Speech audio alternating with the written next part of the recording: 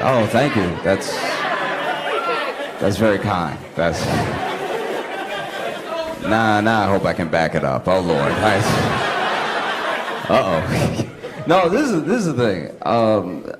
I have not been to St. Louis much, but I got in last night, and I've had a great time so far. You have a beautiful, beautiful city. You have a beautiful museum. Lots of stolen art. Lots of, like, y'all got it good. Like, I was looking around like, wow, that's from Egypt. Oof. And he really in there too. That's crazy. Oh, I had some great pancakes. You know, this has been wonderful, and the people here are incredibly sweet, incredibly nice. Yeah, this is like. But y'all have some.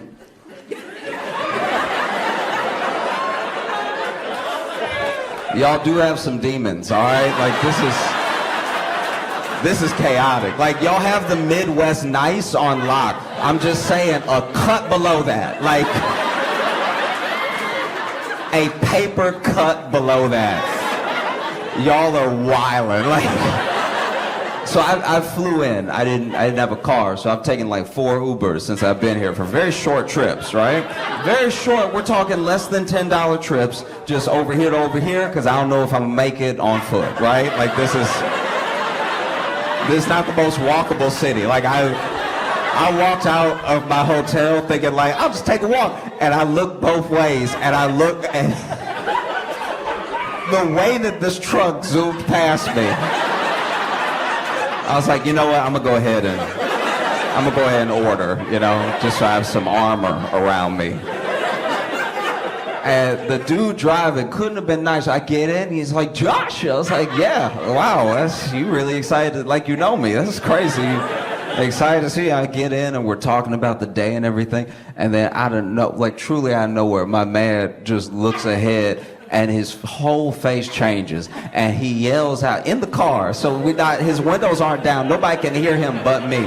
This is for nobody but him and I. This man goes, it doesn't take 2 lanes to turn right.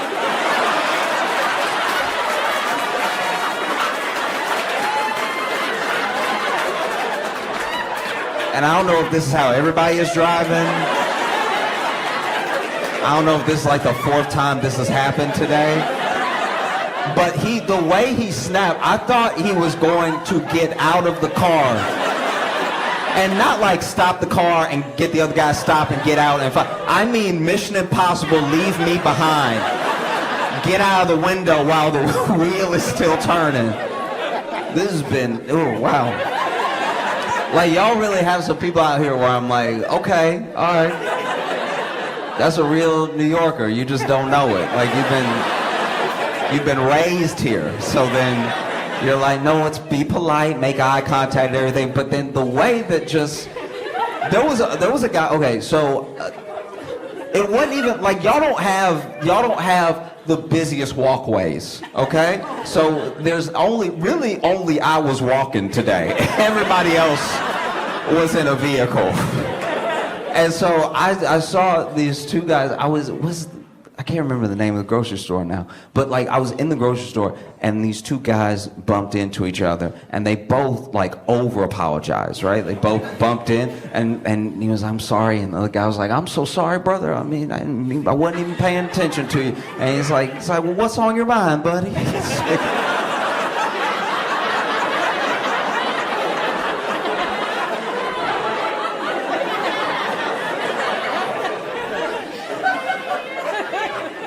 And he's like, I just been going through a lot, you know what I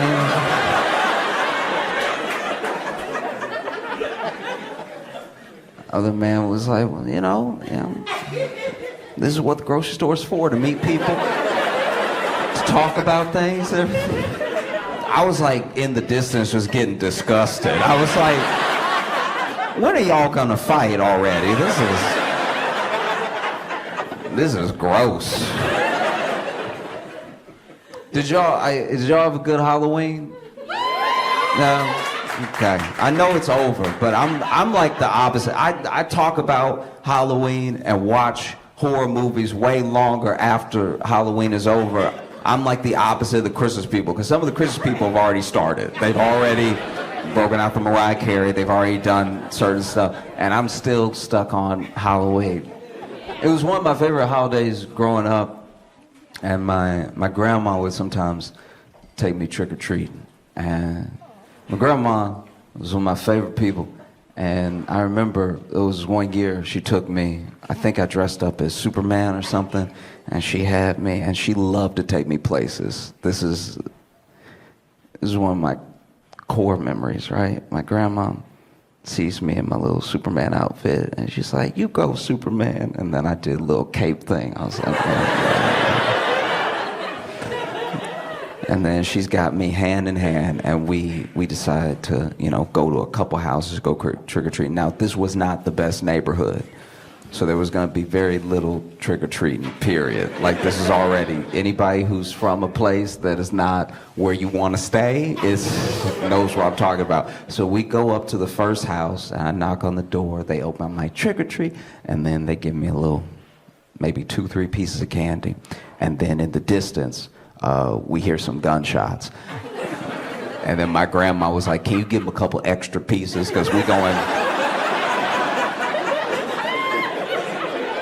go back home right now." So this really is, not to put all the pressure on you, but like,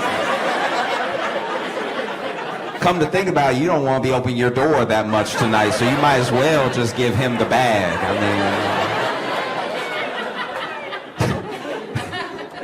and so we went back to my grandma's house, and I'm sitting there, and like, part of the joy of trick-or-treat isn't just getting the candy. It's like going places, having the adults be like, "Oh, Superman, I had no idea," or whatever. Just the whole experience. And so the fact that I wasn't gonna get to do it, I was bummed out. I was like 8. I was just bummed out, right? And so after maybe 10 minutes passed, I turned to my grandma. I'm like, "Grandma, are you sure we can't go back out and trick-or-treat?" And I don't know if y'all who grew up in the South here, but Southern grandmas especially, they turn on you. They very, very sweet people, but as soon as you like cross, they just turn, right? So I'm like, "Grandma, can't we go trick-or-treat just for a little while, And my grandma turns to me, she's like, "Boy, are you stupid? Are you stupid? Did you not hear the gunshot?" And then she made me sit there with her, right? And this took all 5 minutes. I don't want you to think she was torturing me or anything. But she sat with me there for 5 minutes and just made me count out the gunshots with her. And every once in a while, my grandma would be like, "That's you? That's you too." My grandma cracked me up, because especially anybody who has grandparents knows that in one form or another, your grandparents have lived long enough that they have some arch nemesis out there. They take different forms, but there was this one person that was one of my grandma's arch nemesis. We still don't know who it is, but they would come every Halloween to trick-or-treat, and my grandma hated that. She never wanted to give him candy because she was like, "That's an adult." Like, he little, but that's an adult. I know an adult when I see one. And then even I was kind of like, "Come on, just this the holiday and everything." She's like, "No, he grown, okay? I don't care how little he is, he grown. There's a holiday for the children. How he come every year and the same thing don't grow, all right?" That's an adult. But Halloween also has its downsides, Like, I had years when I lived in Chicago, people would come and trick-or-treat. And there was one year that I heard the trick-or-treat, and I opened the door, and it couldn't have been a bigger man. Like, I was looking at him, and he was looking down at me, and he had a bag, but it wasn't even a bag. He had a pillowcase. And he was like, "Trick or treat." And like, I'm not even kidding. The dude, okay, so open door, the pillowcase is out, right? Like trick or treat. And then we stared at each other, and after a while, he was just like. And I'm trying to look behind him for a kid or something. I'm like, oh, do you have any kids? He's like, nah, it's just me, dog. You know what I mean? He looked like he robbed the candy, you know what I mean? Like, and now I got my door all open, my apartment exposed. You know, and so I was like, oh, you know, try and make conversation while I fiddle for these mini-sized Snickers. Like, you know how when you okay, let's say you are in a parking lot and there's somebody chasing you like Freddy Krueger style, and you try to get the keys and the keys won't be keys. See what I'm talking about? Where you like struggling, you're like, come on now, come on.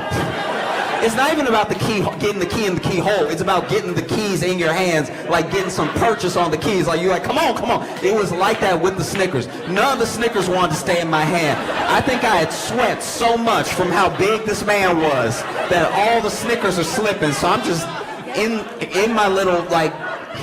In the Snickers bag, trying to get a handful, and they just keep slipping through my fingers like they ain't all melted or something. And I'm trying to make conversation like, what? So where are you supposed to be? And he was, this is the coldest shit I've ever heard in my life. He was really terrified. He looked at me, he was like, what am I supposed to be? I'm trick-or-treating. I was like, oh God, take the bag, take the bag. Take the whole bag. Oh my God. I've never heard trick or treat used as what, this is what I'm going as. Truly jarring.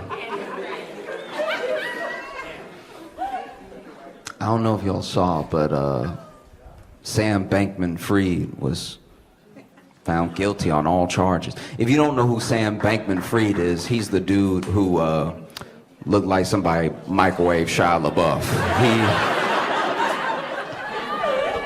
He was behind a multi-billion-dollar crypto scandal, and took a lot of people's money. Had a lot of powerful friends, so he could take a lot of people's money. He was found guilty, and he made a serious mistake. He stole money from rich people. When you think about it, it's really all he did wrong. If you steal from the poor, you're going to be pretty good off. Like, I don't know. This dude is going to go away for a long time. Which is crazy, because I don't really understand what he did. But I'm glad he didn't do it to me. I'm like, you ever just, because I never got into crypto because I didn't understand it, so you ever just be so dumb you miss a whole tragedy? Because I saw the whole thing coming. I was having FOMO and everything, and then everybody started losing their money. I was like, maybe it pays to not read sometimes. Maybe it's to my benefit that I have stayed as ignorant as possible on very specific subjects in life. I'm just not as strong as I'd like to be. You know what I mean? Like, there have definitely been things that needed to be picked up. How about this? Very few people in my life have ever asked me to help them move. That's how you know you come off a little anemic to your friends. You know what I mean?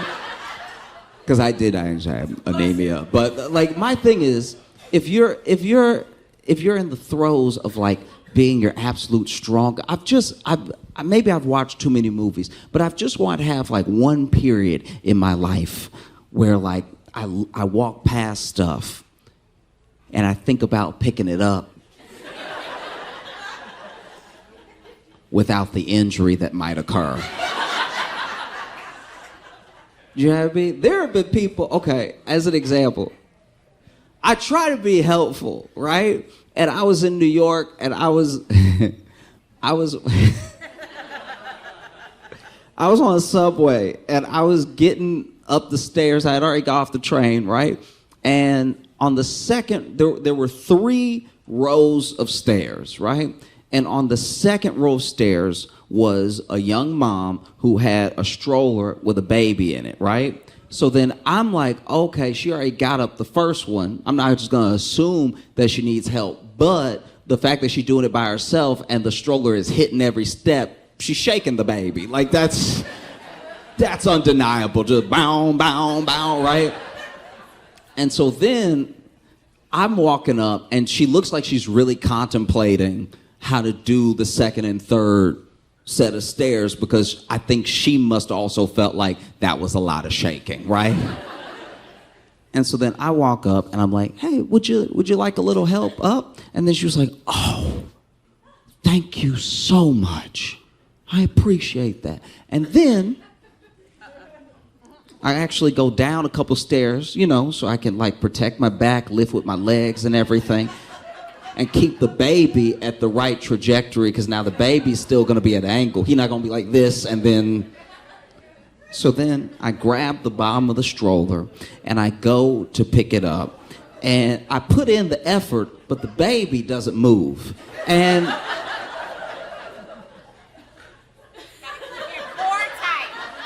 I cannot tell if the stroller is made of titanium or if this baby is secretly 12. Like, because this is what's so embarrassing about what's happening right now, is that I have two people, one of which doesn't have object permanence yet, but two people who know exactly what's going on. They know that I've now offered to help and I cannot help. Because as I'm really, like, did you ever see The Sword and the Stone? It was...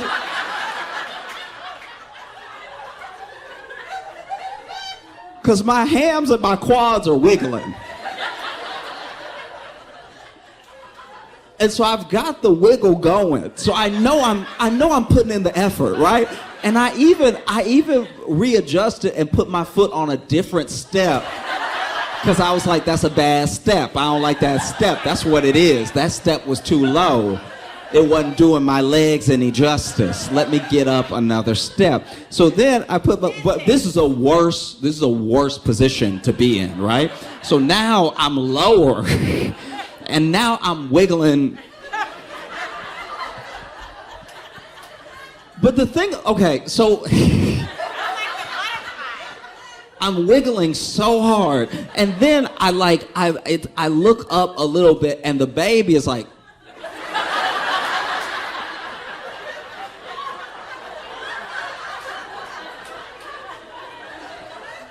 and I never thought that being judged by a baby would help me access more glute use than I ever thought possible, because then I look up and the mom is also like, and so then I look past them because they are not helping me right now, and I finally lift it up a little bit, and I get maybe knee height, right? Which this is not comfortable to go upstairs with weight, okay? But I start pushing, and I get up one step, and get up another step. And I cannot believe that this mom did this by herself, because I'm like, this is with help. And so sure enough, climbing up, and maybe a quarter of the way on the second set of steps, I start to feel a pain. I shouldn't say a pain. I start to feel three pains. One was in my back, one was in my quad, and one was in my hamstring. And other people are passing us, because I wasn't the only one that got off the subway. And as we're passing by, this other guy was passing by, much bigger dude, but he was like, do y'all need help? Which is devastating.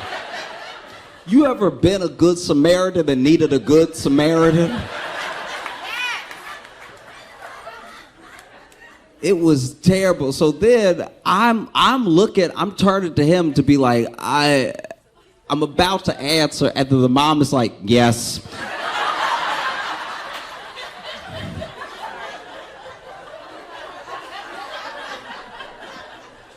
And so then this dude with one hand moves my hand and starts to take up some of the slack, right? And in my head, I'm like, all right, it's gonna be the three of us together. And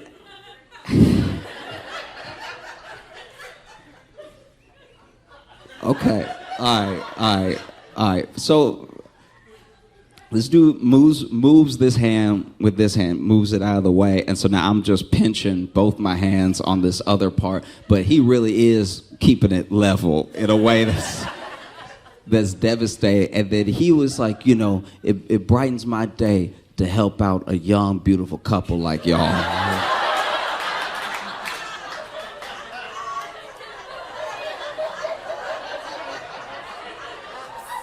Which means that as he was walking up the steps and got level with me, he was sure I couldn't carry my own son.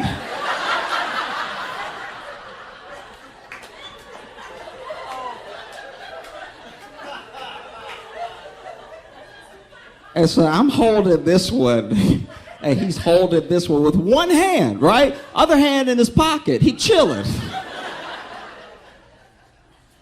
And then almost immediately, this young Bob says, oh, we're not together. And in my head, I'm like, you couldn't fake.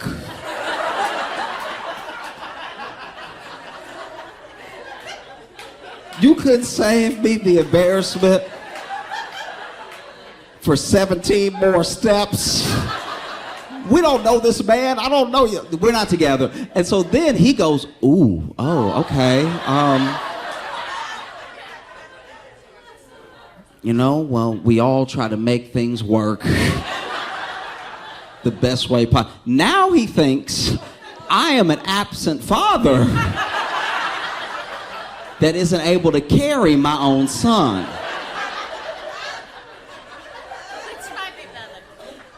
And so then she's like, no, I don't know him. I was like, you really had to throw me under the bus right now. You couldn't just pretend to know me for 15 more steps. And then he goes, oh.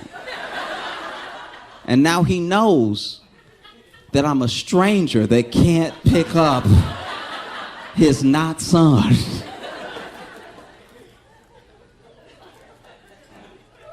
And I try to help people and everything, but this is too embarrassing.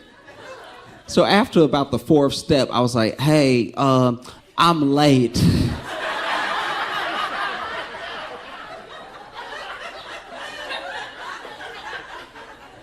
Do you think you could? And then he was like, oh yeah. And then he, both hands, and I walked up the stairs by myself and then ran. When I got to the top, I did not want to be seen again. That was terrible. How are you gonna, we not together? No, I don't know him. How are you? Just trying to be helpful.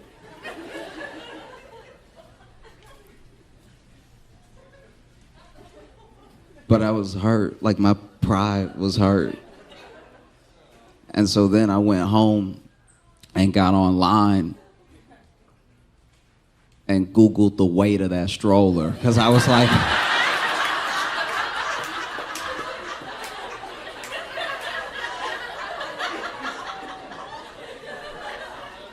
this thing has gotta be like at least 100 pounds or something. Try and make myself feel better. Turns out it was all baby. That stroller is 8 pounds. I'm surprised it was holding the kid up. I was watching the news, because at first I saw it on the news and then it spilled over to social, so I was watching a lot of it. I saw where Tyreek Hill got stopped by the police, right? And I don't think he got arrested. I mean, he got detained for a bit, but he still made it to the game and did quite well. But the whole thing was pretty wild, and I made sure to watch like everything that got released, like the full body cam footage and everything, because I saw just so many people arguing about it online, right? And in case you didn't see it, basically Tyreek Hill, who's a football player, right? He's driving and gets pulled over, right? And anytime I'm on Twitter and I see like a video of a black dude getting pulled over, I'm like, well, it was a good day. I don't know what I'm about to see. And so, you see the body cam footage of the cop walking up after they pulled him over to Tyreek's window. And Tyreek is sitting there in the car and everything, and then the cop knocks on the window, and then Tyreek lowers his window, looks at the cop and goes, "Don't knock on my window like that," and then rolls the window back up.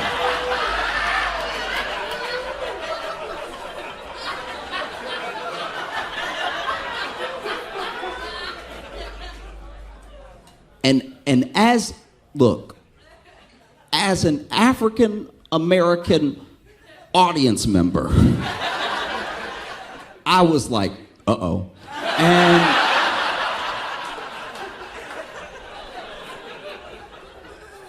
And you can tell, even the cop, you can't see his face because it's his body cam, but you can tell he's like, what? What just happened? So then he knocks on the window again, and he's like, yo, keep the window down. And he's like, don't knock on my window like that, right?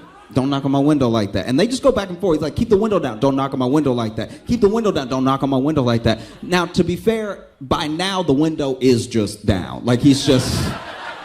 It's kind of like one of those things where you arguing with somebody, but they are doing the thing you asked them to do, but you still mad, so then you're like, and keep doing it. You just don't know what to say next. You're like, and stay doing it.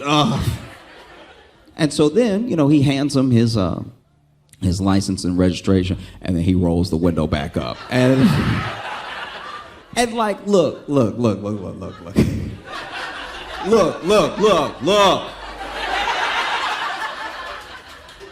Rolling the window up on anybody. I've never seen a respectful rolling of the window up, right? Like when I've been out and I've been in situations and I roll the window up, it's very clear what I mean, right?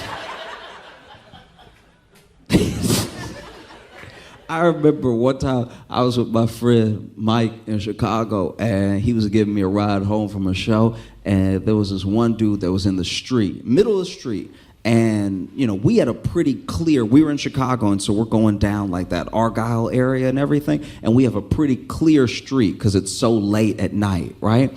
And it's it's like maybe 2:30 in the morning because I had a late show and I stayed to talk with people and stuff like that. And Mike is giving me this ride back, and we've got the windows down and everything. But then we're at a red light, and we see a red light away this guy who's been in the street, and we could tell from the distance, is just running in the street, no shirt on, everything. And then Mike just goes, let me roll up my window because this nigga is making me nervous. Rolling up the window is not both like a power move. Sometimes it's also a move of like, I really don't want to look at you right now. And so the cop knocks on the window again. He's like, hey, keep the window down. And then Tyreek is like, yo, just give me my ticket so I can go, right? And as an African American audience member, I was like, oh.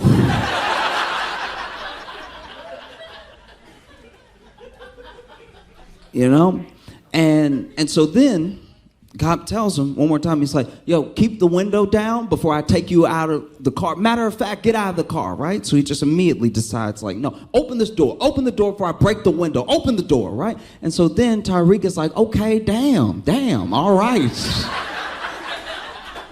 So he unlocks the door, and then they pull the door open, and they start pulling Tyreek out. He's like, okay, I'm getting down, damn, right? And now they're pushing him down and everything. And he's like, hey, careful. I just had surgery on my knee. And they're telling him. And then the guy, the same cop as before, is like, oh, that's convenient. You didn't have surgery on your knee in the car when you couldn't keep the window up. And I was like, That's not how knees work.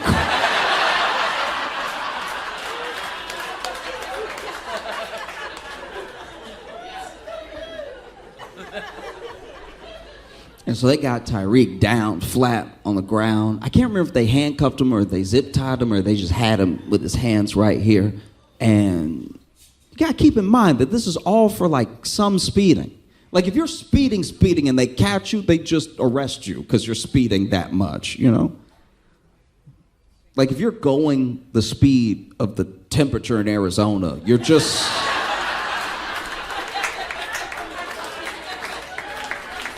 you're just going to jail. But all of this happens, speeding a little bit, right? And then, you know, he's on the ground, hands down, everything. He's trying to call someone to let them know that he's gonna be late, which is courteous.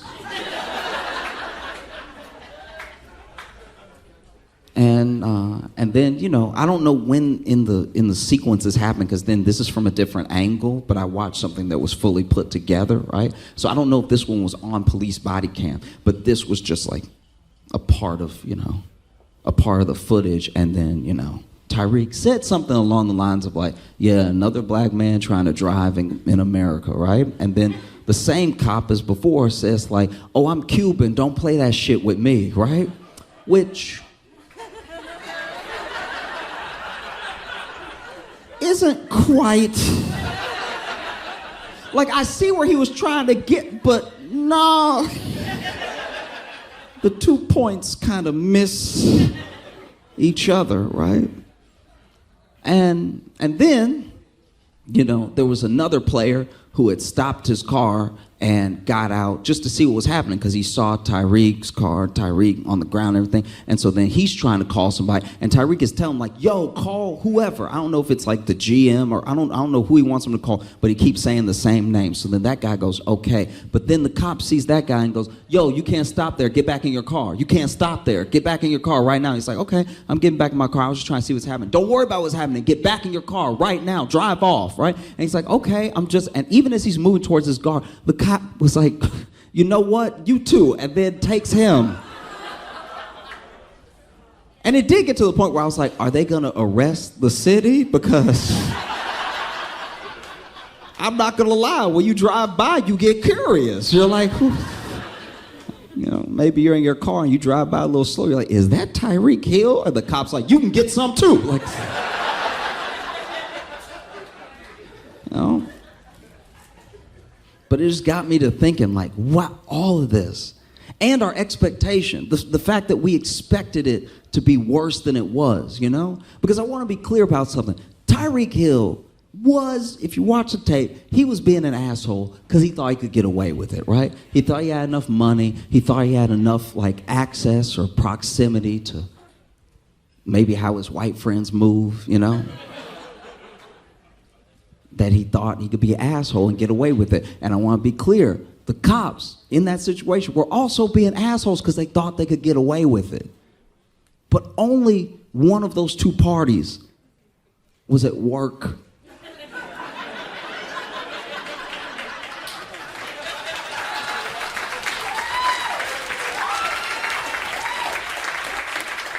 Do you know what I mean? Everybody has a bad day. Everybody can't be perfect, and some people are assholes through and through, right? But being an asshole isn't illegal. One of those parties has a gun, has the ability to kill, has the power to move people where they want them to go, you know? And it's a terrifying thing, because my thing is like, take race out of it for a second, right?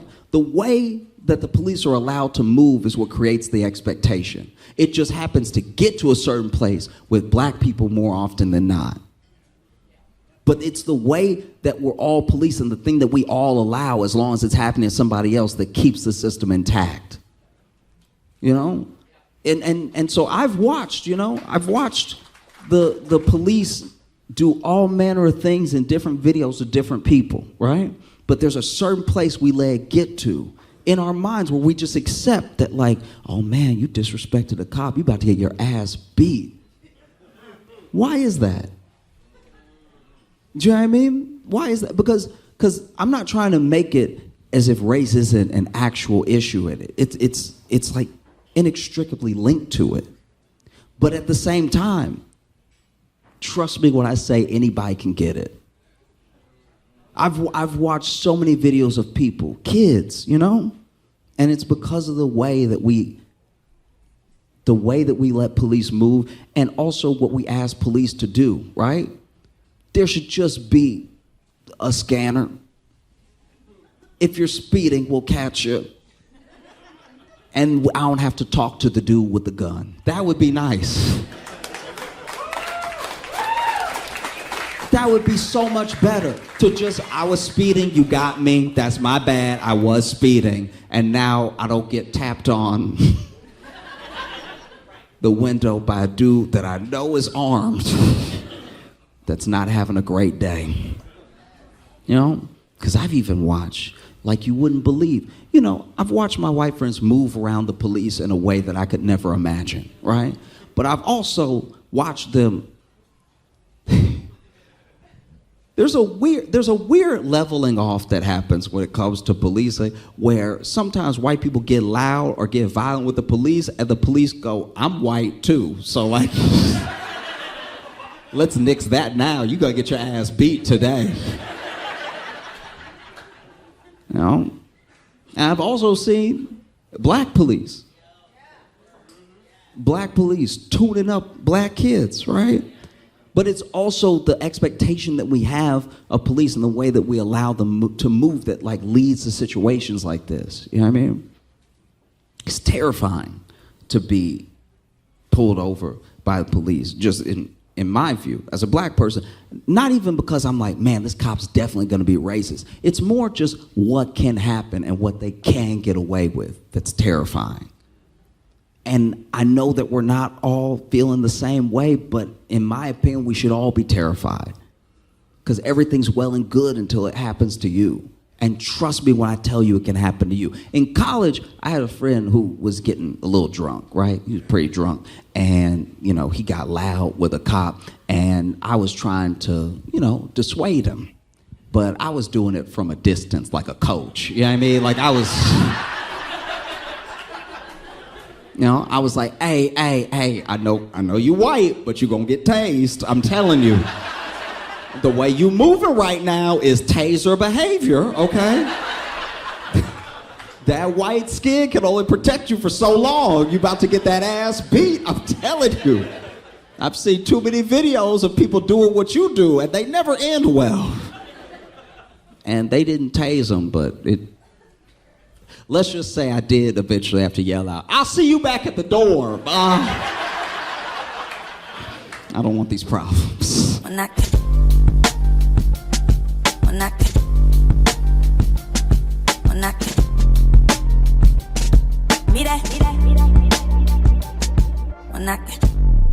trying to get my life together, so I've been watching a lot of Maury. Because Maury, one of those shows where you feel like I don't have it together, I ain't doing anything myself. You watch a little Maury and you're like, I'm not doing that bad. Actually, I'm doing pretty good now that I think about it. It's wild. I don't think Maury gets enough credit. I really don't. Maury is such an ally to the black community. He really is. In all the years he's been on the show, Maury has never fucked up a black name. Think about that shit. Over 20 years on the air, Dontwavius, says it like it's nothing. I'll mess up the name in my head. I'll be like, that's not even a word. That can't be a name. Maury will just sit there unfazed. They'll put the baby on the screen. You know, like, the show been on long enough that now, even in our DNA, we know we shouldn't be on Maury. So even the baby look embarrassed to be on Maury. Like, even the baby, like, it's not my fault. And I'll see the screen below the name, and I'll be like, is that a 2 in that nigga's name? And then Maury, without even missing a beat, will like, when it comes to the case of 6-month-old Twain, I'm like, wow! He said it with his full chest. No ums, no uhs. Wow. That's incredible. I don't know if y'all heard, but Elon and Zuckerberg want to fight. That's gonna be the most unathletic fight of all time. That you can rest assured, no knuckles, just slaps. That whole fight. The two of them fights seem like the type of fight where somebody gonna scream. You know what I mean? Like you hear the scum.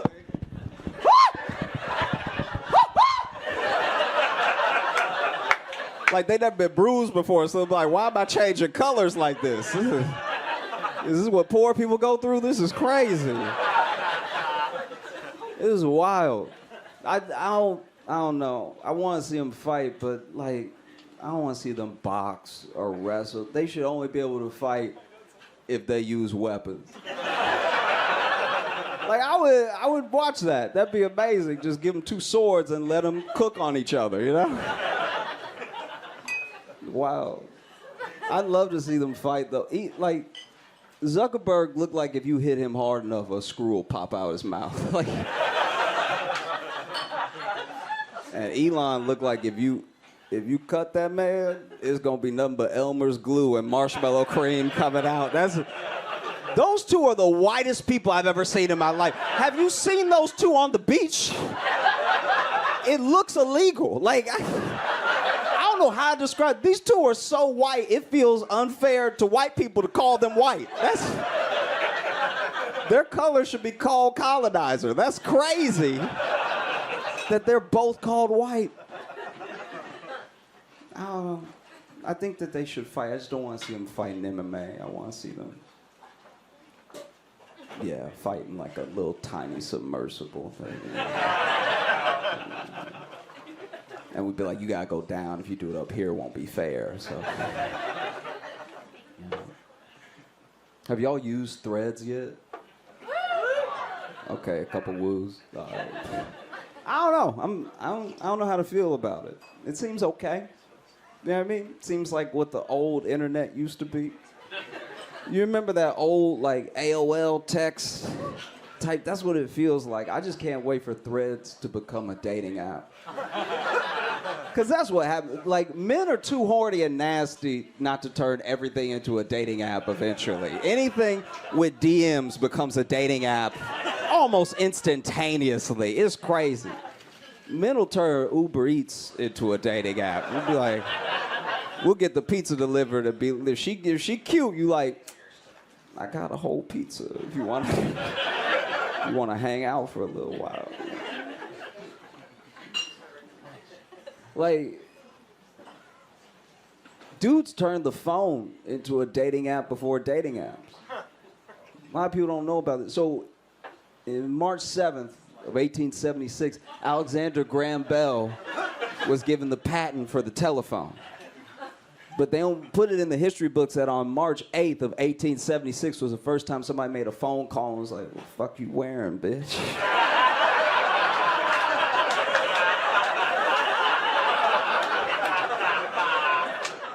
What color are those pantaloons? Oh, they're beige? Oh, you little trollop.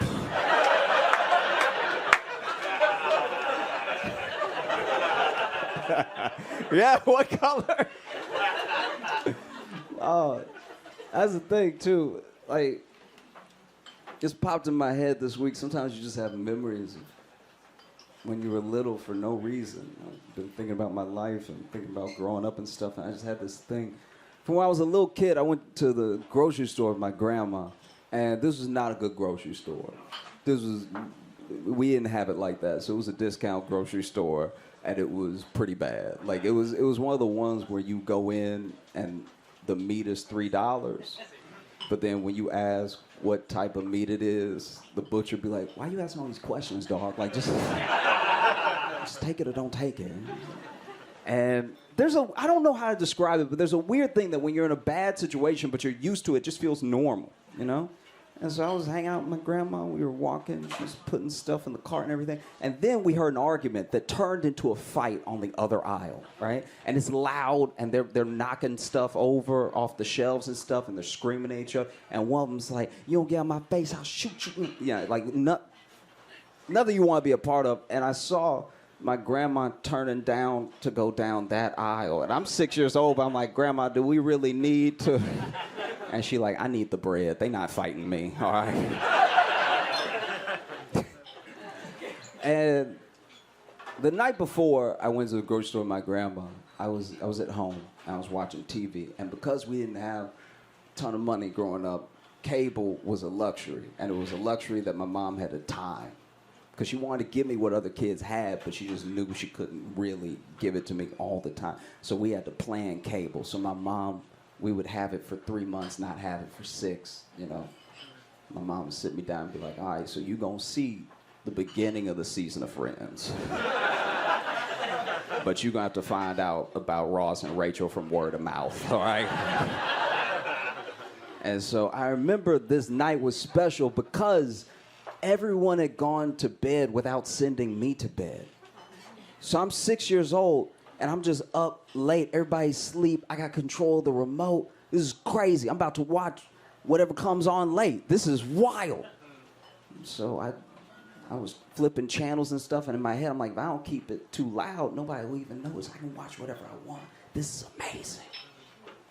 And when you're little, you're just excited for it to be late because you just never experienced late before. Like I was just running around like 2 a.m., 2 a.m., 2 a.m., 2 a.m., 2 a.m., right? So I remember I was flipping channels and I landed on Night of the Living Dead. And I watched Night of the Living Dead at 6 years old, which is far too young for me because I don't even know about real life yet. So I don't know if this stuff can happen or not. Side note, I found out years later, back in the day when they were making horror movies, like the early horror movies, their prosthetics weren't that good. So if you got hired to be a zombie, you were just ugly. Like that's... There's a little history tidbit for you. Anyway, I'm watching it, and it's terrifying. This is crazy. I was like, this is a bad idea. I can see why they sent me to bed. Nothing good happens at 3 a.m. This is crazy. So I went to bed, and then, you know, next day, wake up, go with my grandma to the grocery store, and as she's about to turn the aisle, we hear like a scream and a big, loud thud, and then silence. And I was like, "Grandma, are you sure that we want to turn this corner?" Because he said, "I'm going to shoot anybody in my face, and if we turn the corner, we going to be in his face. What if he misses the person he aiming at?" You know? She's like, "Boy, come on." And so then what we would find out later, what was actually happening, was there was a fight between two dudes in wheelchairs. That's why it was such a ruckus and everything was getting knocked over, because they get knocked over, they got to roll back up. Punch.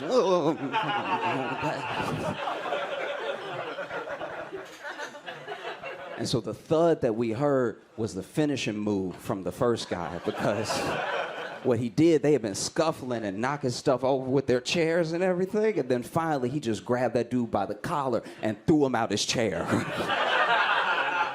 And so when we turn the corner, all we see is just a bunch of bread and rice on the ground. That dude done rolled off already. And so the only thing that I see coming at me is a dude with no legs crawling like this. So I'm like,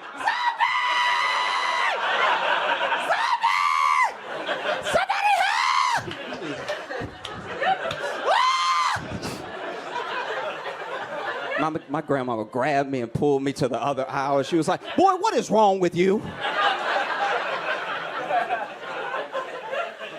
That is an amputee. You need to have some damn compassion. And I told her, I was like, "Grandma, I don't know what an amputee is, but that nigga is a zombie, all right?"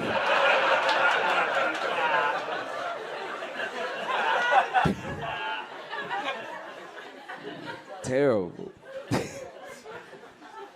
Do y'all ever worry? That's the whole question. Like, my man, what do you worry about? Nothing really? You don't worry about any... Damn, that's the whitest answer I've ever heard in my life.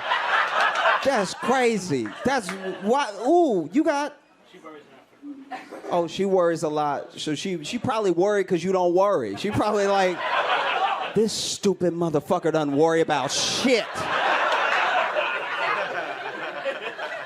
She probably like. Well, what do you worry about since you're the one with sense in the family? Just everything? Yeah, okay. Wow.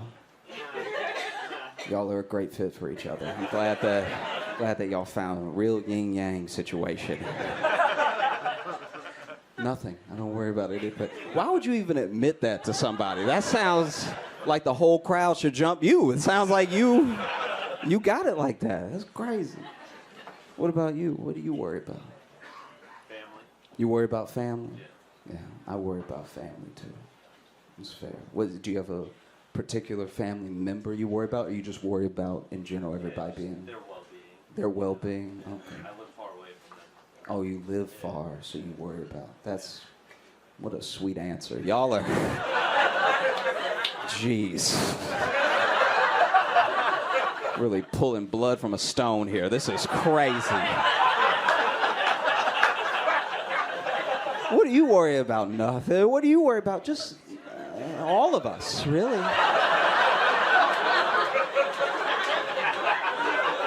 Just that they'll wake up happy and healthy. I worry. I'm just like you, though. I worry about family. I worry about my cousin because he an idiot. He is. My cousin is wild. So my cousin joined a cult, right? I know, which is a big deal for that cult because they don't get a lot of us. You know what I mean? Like they were so excited to have a black friend. That was crazy. They were like, and I remember somebody told me to join the cult, and so I went ahead and looked it up, you know, because I'm worried about my cousin. I want him to be all right. I look it up, and I could tell he was in danger because the website was trash. It was like, I was like, Comic Sans, he is in danger. All right, this is terrible. They really crazy out here. That's wild. Broken link 404 not found. Oh, Lord. They might already did it. Okay. And so, basically, I went ahead and was talking to him. In my mind, the best thing to do was just go ahead and go to one of his meetings with him. Because the thing that cults do is that they create a shared language and a shared experience that no one outside the cult can actually understand or participate in unless they're in it. So then when you tell your friends and family about it, they look at you skeptical. They just don't understand because they weren't there, right? But if they come there with you, like if I show up with him and hear the dude preaching and just turn to him like, nigga, like, that might break it. And so I went there, and it was this weird house and everything, and I sat down, and including me in the room, the whole cult congregation was 4 people. And I was like, this is not a cult at all. Y'all just 2 idiots doing a guy favors. This is not, your cult can't even move a pool table. What are you doing? You done wasted my whole Saturday. You just call me when you in some real danger. All right, y'all were great. Thank you so much. You've seen him all over the Daily Show. You've seen him on YouTube. I want y'all to put your hands together, put your hands together, put your hands together. Give it up for Josh Johnson.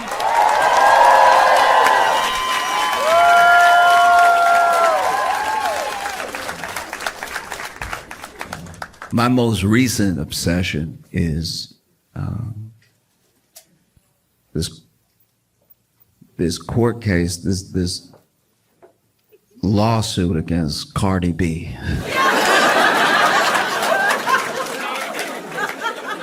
All right. If you're not familiar with Cardi B, Cardi B is a rapper, and she is also a national treasure. Cardi B is incredible, and this case is pretty wild. Basically, what is being alleged in this case is that Cardi B assaulted a security guard. It's alleged that Cardi B assaulted the security guard, and you hear both stories throughout the case. The security guard's story is that she was at work, securing the building. And then Cardi B walks in, and then she's like, "Oh, Cardi B."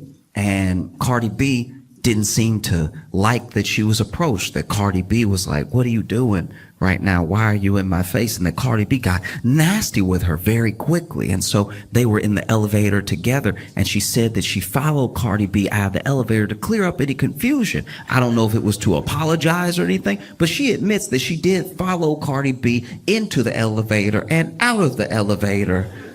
And then she said Cardi B really lost it and started cursing at her and everything, and then started swinging on her and stuff, and that she got a little nick on her cheek from Cardi B scratching her face, right? And then the receptionist and the doctor that Cardi B was there to see, because Cardi B was in the building for a doctor's appointment, that they broke up the fight, and then everybody went about their way. But because of this assault, because of this nick on her face, she is suing Cardi B for about $24 million.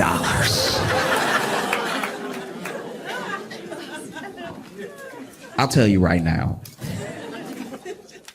for $24 million, Cardi B could cut up my whole leg, okay? If Cardi B chopped up my leg and gave it back to me in a bucket, I would be like, "You'll be hearing from my lawyer."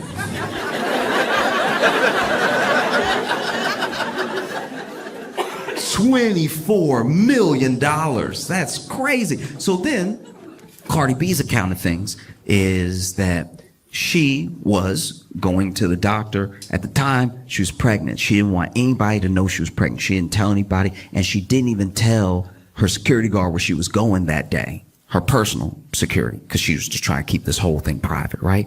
And even the doctor's office had blocked out time just to make sure they didn't have other clients coming in back and forth, and Cardi B was going to be the last appointment of the day, right? So Cardi B shows up to the building, and then immediately she hears Cardi B, and so already that's not ideal, right? Like that could happen at any time. Cardi B is very famous, but then she is getting in the elevator, and then she notices the person who screamed Cardi B got in the elevator with her and has a phone in her face, and so she goes, "What are you doing? Aren't you security?"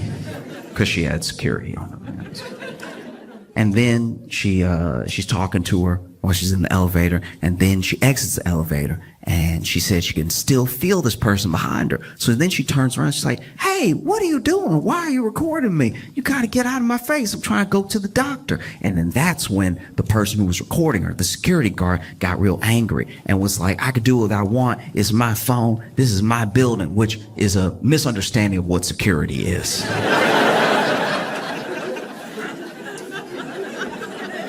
If that really was said, oof. I've never met a security guard who thought they were clocking in to own the building for a little while. But then they got into what Cardi B says was only a verbal altercation. There was the receptionist and the doctor that came into, I guess, the hallway to break things up. But she said, "I didn't touch her, she didn't touch me," so I didn't really think of it again, because if you don't know Cardi B, you should at least know that she's used to verbal altercations. I'm sure they don't stick with her. She was on Love and Hip Hop. And so then she just sort of goes about her life, and then she gets hit with this $24 million lawsuit. This whole thing, to me, just my opinion, but this whole thing feels like when that dude tried to sue Gwyneth Paltrow for millions. Remember that dude, Gwyneth Paltrow, if you aren't familiar with this, basically Gwyneth Paltrow went skiing one time, and then this other dude went skiing, and I don't know exactly how it went down, but I guess they bumped into each other at some point, and then the guy got up and he was like, "Wow, you're Gwyneth Paltrow."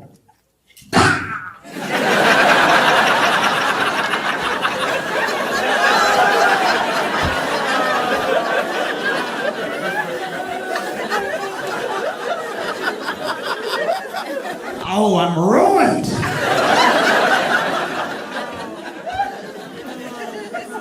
No, because this is the thing. Coming after Cardi B seems like kind of easy in a lawsuit like this, just because she was on shows like Love and Hip Hop, and in Love and Hip Hop, there's a lot of this. In Love and Hip Hop, whether you're watching Atlanta, Hollywood, New York, there's a lot of almost fights. You know what I mean? Usually it is stirred up by the producers. They get everybody nice and drunk, and then they're like, hey, you won't believe what she said. And then they always believe what she said. And so, you know, Cardi B's been known to pretty much never back down. In fact, there was this old case. I don't think anything ever came to it in like a court sense, but Cardi B was doing I think it was a festival, could have been a concert, and somebody threw something on stage. You know, somebody threw like a water bottle. And this has happened a lot in like the past. I don't know. People lost their minds through COVID and everything, and now people sometimes even film themselves throwing something on stage. I don't know if it's like to get a reaction out of the performer, and every performer has a different reaction to it. There are some people who, as soon as something gets thrown, they walk off stage, show's over, and they don't even try to continue. There are some people that try to dodge it, act like it didn't happen. There are some people that try to dodge it and then try to find the person who did it and get security to kick them out and everything. Well, basically there was a time where someone threw a water bottle at Cardi B, and I believe she dodged it, but she must have seen who did it, because she immediately threw the microphone at them.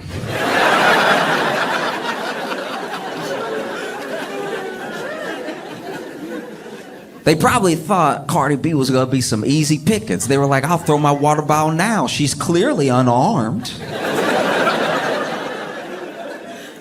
And can I just say, throwing a microphone at somebody is one of the funniest projectiles to throw. Because it's the only one where you get to hear their reaction to something being thrown at them in real time. Imagine Cardi B throw a microphone right back at them, and they're like, oh, is that a...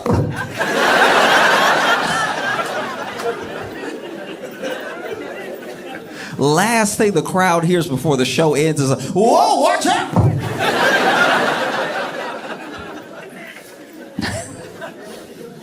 Even better if they turned around, they threw the water bottle, they're like, I think I got it!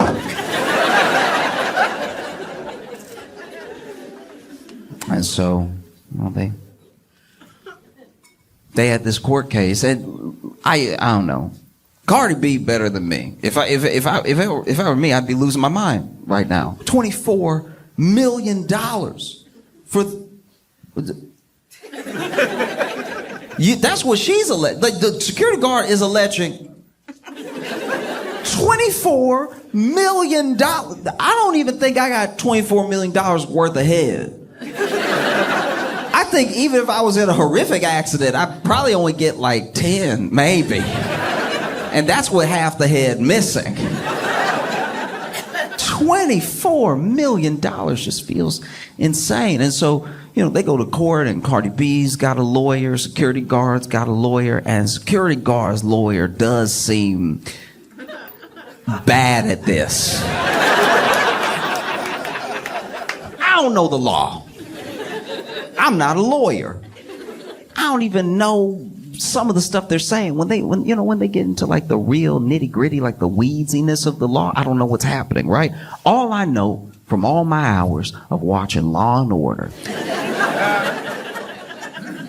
is that if you're a lawyer and you're talking in court, you're talking, right? And then the other side keeps saying objection, and then the judge keeps saying sustain, you're not exactly doing well. And that's what's been happening this entire trial. The judge basically sustaining the whole thing. Like, this lawyer for the security guard keep withdrawing his own questions mid-question because he can feel a sustain coming. And like, some of the questions don't have anything to do with anything. It's one thing if you're badgering the witness, or you're really trying to like rile them up and get them to admit something, you try and catch them in a lie or something like that. It doesn't even feel like that's what's happening. This dude will just be asking questions that have nothing to do with anything or the case. It feels like he's just a Cardi B fan. The amount of times that Cardi B's lawyers have had to say objection, relevance is astounding. He's asking her all sorts of questions. At one point, though, he gets back on track and he asks Cardi B, you're saying that you felt threatened by my client. The security guard says, you saying you feel threatened by my client. I'm wondering why you feel so threatened. What was the issue? What was the issue? And then Cardi B says, I was pregnant and she's coming at me. I think she wants to beat me up and I'm pregnant. Hello? Hello? And then he goes, hello.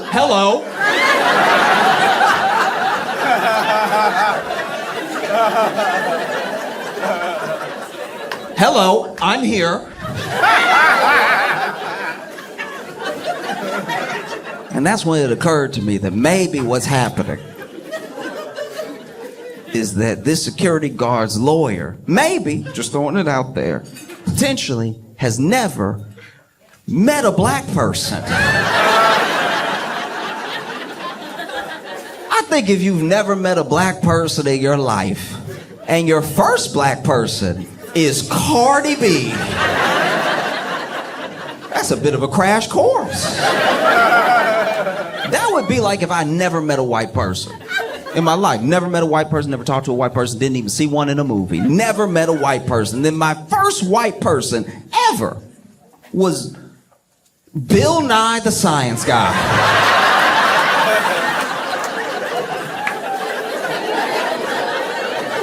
I think I might be walking away with some incorrect assumptions about white people. I think I go back home and tell all my friends and family, oh yeah, white people, they love space. No, they got a bunch of facts about turtles ready at the hip. Oh, and they love bow ties. Can't stop them from wearing a bow tie.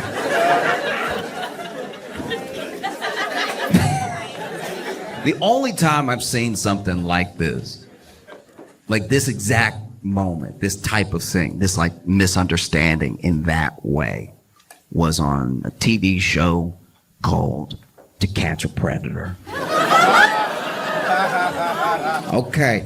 I don't know if you remember To Catch a Predator, but in case you never watched it, this was some insane reality TV. Basically, To Catch a Predator, they did just that. They would lure and then trap predators online who thought they were talking to underage kids, right? And they would have all these long conversations with them, and then they try to meet up with them. But when they tried to meet up with them, they would go to like the Sting house, right? And at this house, they would show up thinking they're meeting this underage person. Turns out they're meeting Chris Hansen. If you don't know Chris Hansen, you don't know Dateline. All you need to know about Chris Hansen was he was the To Catch a Predator. Oh, you would hate to see Chris Hansen coming if you were a predator. And so they would lure these predators to this house, and then especially season 1 was like no other thing. Season 1, when people didn't know what was happening, that was some of the wildest television I've ever seen. Because they didn't know who Chris Hansen was, all of them. Some of them did, right? But most of them did not. And so they'd show up to this house thinking that they're going to meet this underage kid, and they might even call out a name or something. Then Chris Hansen would walk in. Chris Hansen walk in holding some papers and everything. Now, because they don't know who Chris Hansen is, they think maybe this is the person's dad or something. So they immediately, they feel caught, but they don't know how caught they are, right? So then Chris Hansen would walk in and be like, hi, how's it going? And then he'd tell them to sit down, and they always sat down. Chris Hansen would sit them down, and then he'd ask them what they were doing here. And they'd try to come up with some sort of lie on the fly or something. And then he would ask them how they know this underage kid, and they'd try to come up with some lie on the fly, something like that. And then Chris Hansen would be like, oh, that's interesting, because I have the transcripts of your conversation. And no matter what color they were, you watched the color leave their face. And then Chris Hansen would ask them what they meant by certain things in the transcript of the messages and stuff, and these people would just sink. They were just terrified, devastated, right? And then Chris Hansen would be like, okay, all right, you've answered all my questions. You can go. And even the predator would be like, what? Really? Like, yeah, you can go. You can go. And they'd be like, oh, okay. I mean, I thought my life was ruined or something. All right. And then they would get ready to walk out. And when they walked out, they were immediately tackled by the local police department. And not just tackled, like properly football tackled. This would have been unnecessary roughness in the NFL. This is the only time nobody's gonna take you to task over police brutality. You know what I mean? Because the police, to their credit, they would announce themselves and say, get on the ground. They were just saying, get on the ground when they were already airborne. Like, police would be in the air, legs up, get on the ground. It's like, you know your shoulder about to be in his neck. They would tackle him and they cuff him up and then they throw him in the car and they take him to jail, and then in jail they would go to the interrogation room and they'd have to answer all of Chris Hansen's questions all over again. I guess him asking was just practice. You know, and there was this one time where this guy comes in, and I don't remember what season it was, but this guy had a very interesting aesthetic. Like he was white, but he had a very like Vanilla Ice vibe to him. You know what I mean? And so he walked in, but when he walked in, he was like.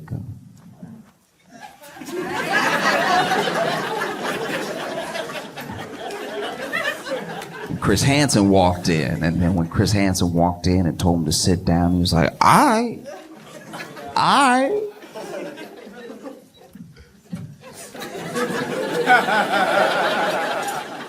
And then Chris Hansen does the thing that he does, asks him why he's there, asks him why he's been talking to this underage kid and everything. And then a thing I forgot to mention before that also happened in all the episodes was when Chris Hansen finally announced himself, where he was like, I'm Chris Hansen with NBC's To Catch a Predator. Cameras would come out from all these different rooms, right? And it was always, without fail, too many cameras. It was always a number of cameras where I'm like, there's no way all those cameras on. There would be people with cameras in the hallway because they couldn't get in the kitchen, just lifting the camera up. Be way too many cameras. And so then the cameras roll in once Chris Hansen announces himself, and then this guy sitting there pulls down his cap a little bit and says to Chris Hansen and all of the cameramen, I'm not really trying to be on TV, you feel me?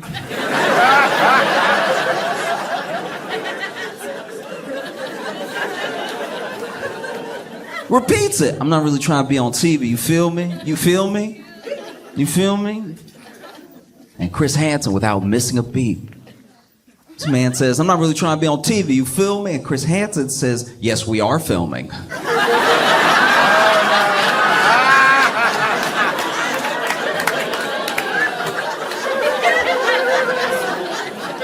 And I haven't seen such a misunderstanding until the security guard's lawyer says to Cardi B, hello? Yeah, I'm here.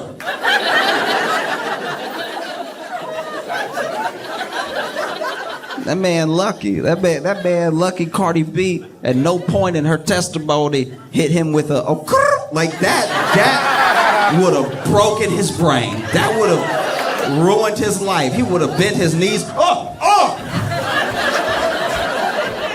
Everybody get out! What's happening? No. Because once again, this dude is wild. This dude is asking her questions about things that have nothing to do with anything. At one point, I think he's really in his head. He's having his like Perry Mason runaway jury moment. Like he's doing something right out of Law and Order in his head because he gets his planted stance. He starts going in on Cardi B and he says, today versus yesterday, all right? Yesterday,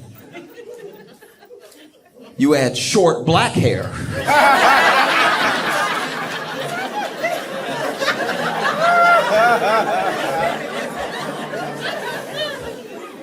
Today, it's long blonde hair. 2 days ago, it was long black hair. Which is it? I don't know why he thought he had her. That was incredible. I don't know what I think he expected Cardi B to be like, I don't know. Oh no. What's happening? I thought he probably had some follow-up questions ready. He's like, if you're changing your hair, how do we know you're not changing your story? All right?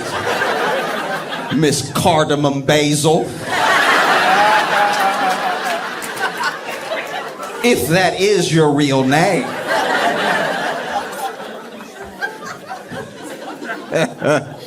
And Cardi B just laughed it off. She was like, they're wigs. Like, what do you want me to do?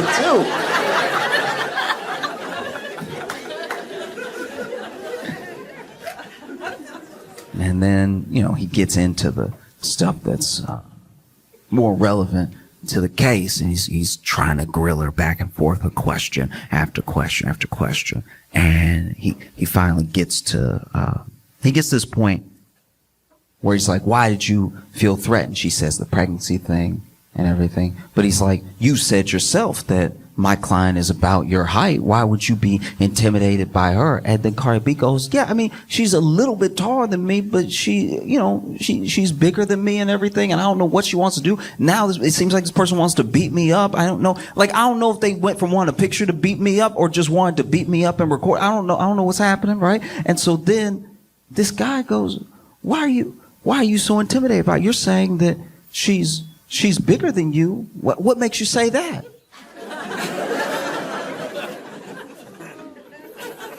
And then Cardi B goes,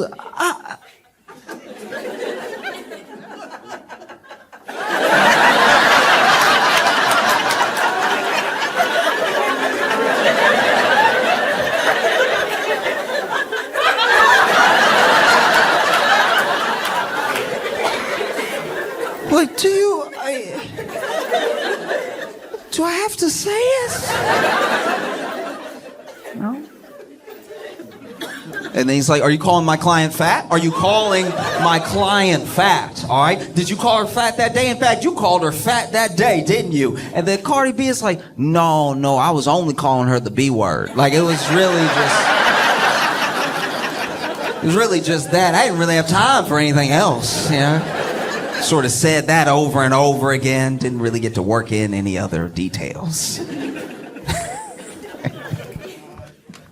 And this lawyer, I don't know, like it's like now what we're getting into is stuff that I guess isn't nice, but I don't know how it helps his case, because then he just keeps egging it on. He's like, but you said that and you said other things, didn't you? You said other things. And then Cardi B, to her credit, it starts admitting everything that she said, right? She starts just repeating verbatim in court. She just cursing in court openly, just non-stop cursing in court, right? And he's like, is that what you said? Say exactly what you said. I mean, she's right here, right now. Say it again. Say it to her face. Say it again. And then even Cardi B is like, what is happening? Like, you want me to curse her out again? Like, is this one like a freebie or something? Like, I can't tell what's happening.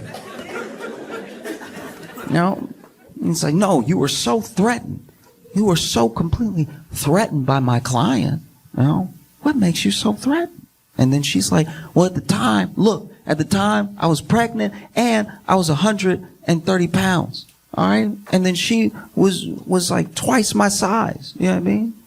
And then once again, he gets on the same thing. He's like, are you calling my client fat? And she's like, no, I'm not saying. She just, No, what? I don't know. What are you trying to say? Say it. Say what you want to say. There's no harm here. Say it. She's security heavy.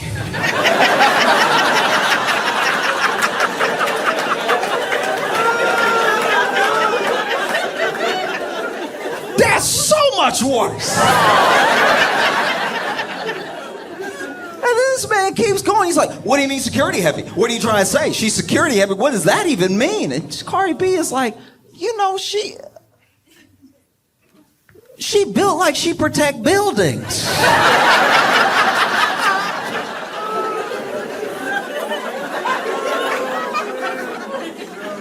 If it were me and I was Cardi B, I'd probably be sitting there furious. Cardi B better than me, I'd probably be sitting there so angry. I'm just trying to live my life. I was trying to go to the doctor privately. My business is always out there. People get paid to get up in my business and everything. And I'm just trying to have a quiet moment. I'm not feeling well. I believe was her first child and everything. No one knows that she's pregnant. And then this whole thing blows up and then she gets sued for $24 million. She's better than me. I'd be sitting there furious at that lawyer. And if I was a security guard sitting there watching this happen, I'd be furious at that lawyer. What are you doing? You're just getting me roasted in open court. This doesn't feel like it's getting me any closer to $24 million.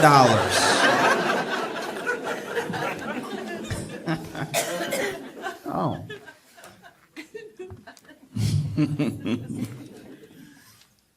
Because I'm not going to sit here and act like I'm better than anybody, okay?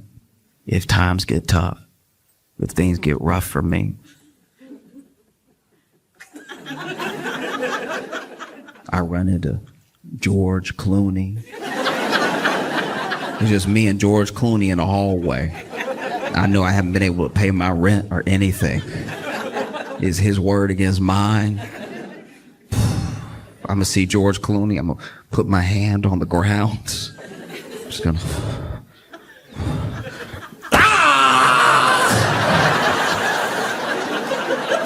Look at what George Clooney did to me.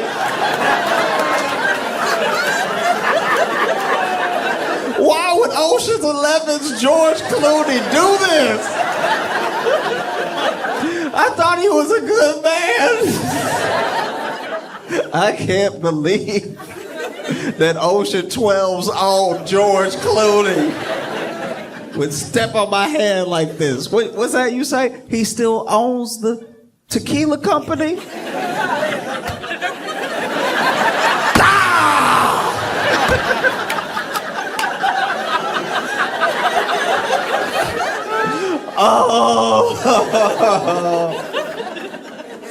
Oh no.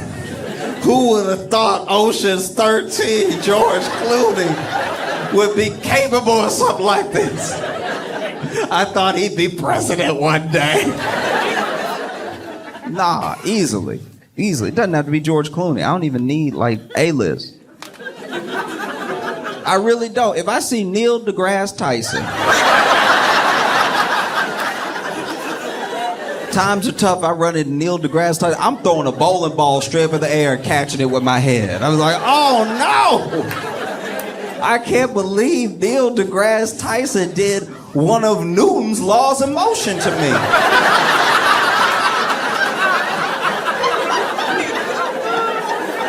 I think it was the first one. Oh. Doesn't have any popular person will do, you know?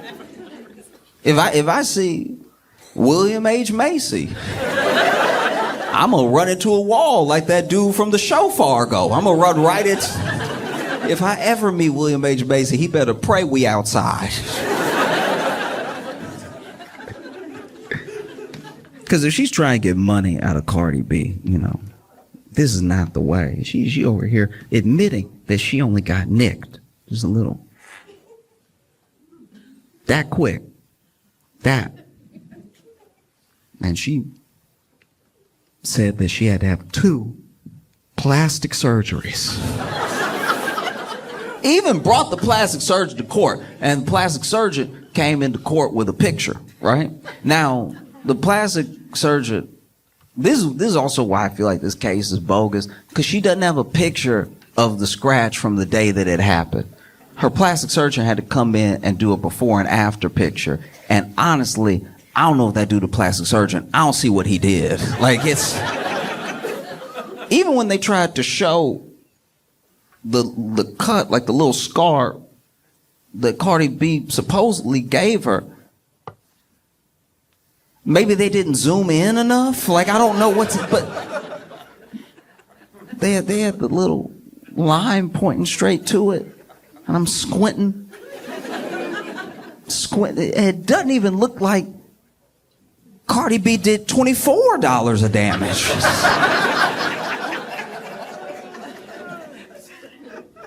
Oh, you try and get money out of Cardi B, this is not the way to do it. All you gotta do is make sure y'all are still alone. The other problem, and the reason this whole case feels fishy, is because her lawyers, and I suppose even her, didn't want the receptionist or the doctor that broke them up testifying. That seems suspicious. If I got $24 billion worth of damage done to me, I'd call everybody who was within earshot. You know what I mean? Oh, you heard me. You remember? I was like, oh no, $24 million just fell out of my face, right? So the fact that her lawyers didn't want those people testifying seems fishy. And then you kind of understand why. I don't know if she was a fully surprise witness or anything, but I know they were trying to block it for a long time. And so the receptionist finally sits down on the stand and testifies, right? And the security guard's lawyer is over here asking just all the relevant questions, right? And some of the questions are getting objected to and then sustained because they're a little leading. You know what I mean? Like he asked a question about how wasn't it my client's job to see fit who should and should not be in the building? And then obviously Cardi B's lawyers objected, because how is the receptionist for one office building in this entire building supposed to know all the ins and outs of the security guard's job, right? And they get to this moment where the receptionist comes out because she says that she heard a commotion, and she gets out there, and Cardi B is up against a wall like this, like back up against the wall, and security guard is yelling in her face, right? And so then she, immediately upset by what she's seeing, gets in between the two of them and is breaking it up and tells the security guard, I don't know what's going on here, but you need to go back to your post. This is very unprofessional, everything. And everybody's screaming just so everybody can be heard, right? And the lawyer gets excited. He's like, and so do you think that this could be the moment that Cardi B scratched my client's face? And then the receptionist goes, actually, I'm really the only one that got hit out of the both of them. Like, I was... You know, you try to be a good Samaritan, but... And not only does she say that she's like the only one that got hit between them, but she got a scratch on her face, a scratch that bled, and a scratch on her face that bled that came from the security guard.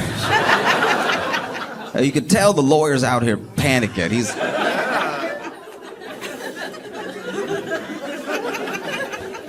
Whoops.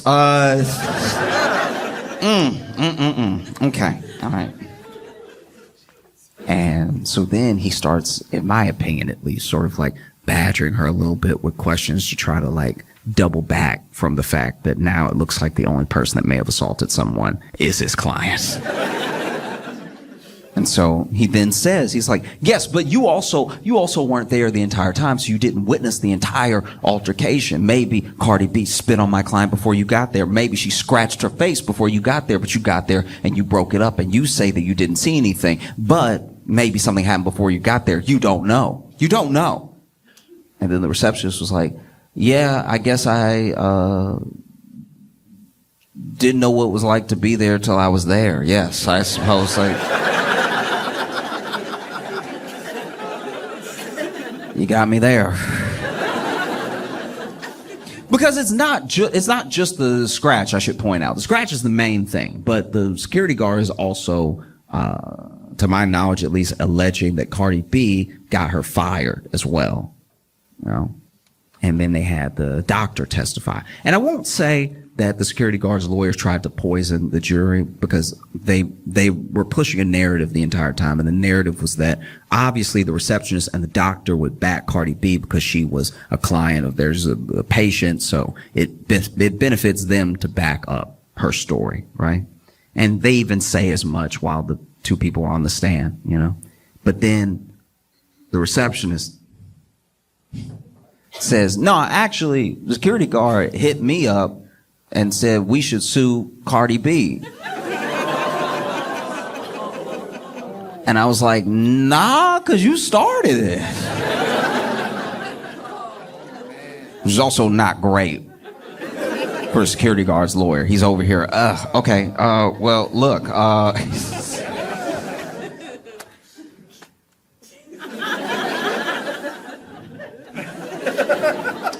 nothing further.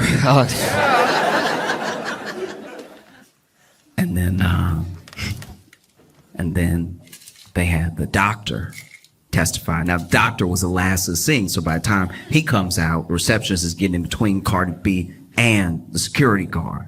So he said he was also very upset about what was happening, you know, and he was trying to make sure this thing got broken up. Now, the doctor said, look, what I saw wasn't just unprofessional, it was very concerning to me. And I got out there, and the only thing I could think to do was try to match the body language of the security guards. I don't even know what that means, but I imagine it means he ran up out there, he saw three people arguing, and he was like, hey!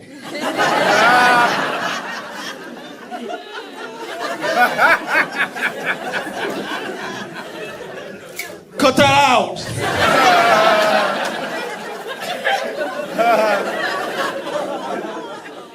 Because by his own account, it's not like he the one pulling people from people or anything. Reception has already broken it up and taken some punishment, and so. And then took Cardi B in. They had their appointment and everything. And then he was so disturbed by what happened and what he saw that he reached out to Superior for the security guard, and said that soon after that she was taken downstairs during a shift and let go, right?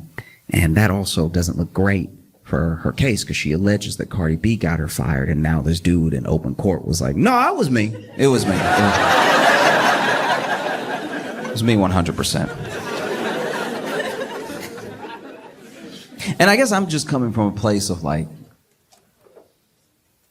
if you really wanted to sue Cardi B for $24 million, you don't wait until there's other people involved that are all going to have different accounts of what happened. If you wanted to sue Cardi B for $24 million, you just walk up to Cardi B before she gets in the elevator and say, hey, Cardi B, how you doing? And then throw yourself down some stairs. That's going to be the easiest way to do it, Throw yourself down some stairs, all the while screaming out Cardi B singles for every step that you hit. You finally hit that last step, you're like, oh, why would top charting artist Cardi B do this? Oh, she's really about that life. These are bloody shoes.